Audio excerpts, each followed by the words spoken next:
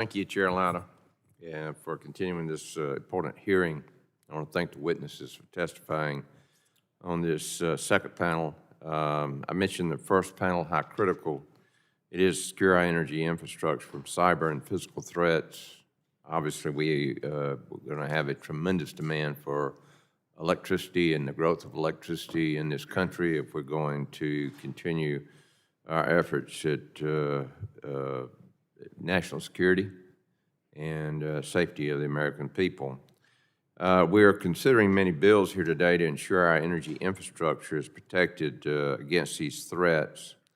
Mr. Aronson, let's talk about industrial control systems. How can the government work to assist in securing industrial control systems? That is a question we do not have enough time to completely answer. But look, the industry already has mandatory enforceable cybersecurity standards for the bulk electric system, which includes many industrial control systems, and what I would say are probably the most valuable industrial control systems. There's sort of a theory in security: you protect diamonds like diamonds, you protect pencils like pencils. There are aspects of the bulk electric system and some of the control systems that operate it that are those diamonds. Those are single points of failure that are the most important. And so our companies recognize that and already are working or already have secured them extensively. I will also say that this goes to, there aren't single points of failure. Ms. Lotto hit it really well. It's a system of systems. And so there's a lot of redundancy inherent. And then the last thing, as far as what government can do to support, it's all of this information sharing. It's all of this intel sharing. Undersecretary Fitzsimmons hit it as well. The private sector is really good at operating the grid. We don't have intelligence gathering capability per se. And so having government have that visibility and sharing it with us, and us being able to tell government what works and what doesn't to mitigate those threats, has been an invaluable partnership that's grown up over the last decade or so. Well, the Cyber Center of Excellence, it is located at Fort Gordon in my district, so they've got an eyeball out there on everything. So I hope that the government is cooperating with all of our operators to make sure that we secure this. Mrs. Lotto and Mr. Melby, my district's home to many rural communities, and Municipal Utility Advanced Cybersecurity Grant and Technical Assistance Program and other programs help their work on protecting industrial control systems. Tell me how we are working together to get that done. So through the use of the funding from that program, Dairyland Power Cooperative is working with 20 distribution cooperatives to implement advanced security protection capabilities.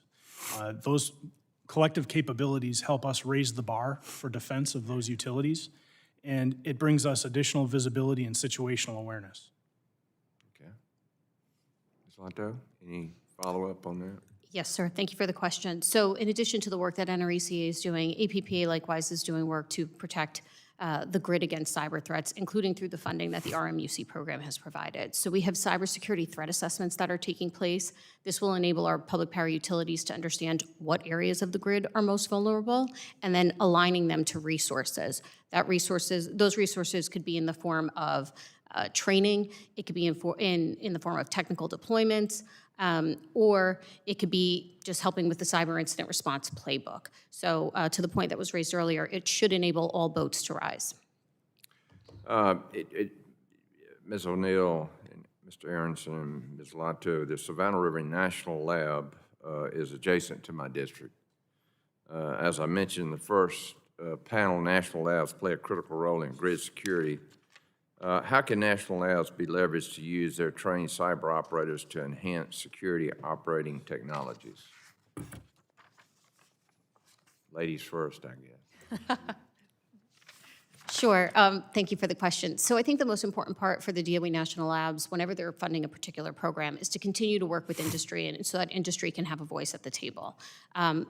Oftentimes, research can turn into a bit more of a research project, but when industry is at the table, we can ensure that the voice of industry is well known, it's well heard, we can bring our problems, and then the DOE National Labs bring those that technical assistance and that expertise to bear so that we have the most impact to solve and mitigate risk. Okay. I am, I got 9 seconds. Could y'all submit that in writing to me, the answer to that question, so we can continue on? Thank you so much, and I yield back, Mr. Chairman. Thank you.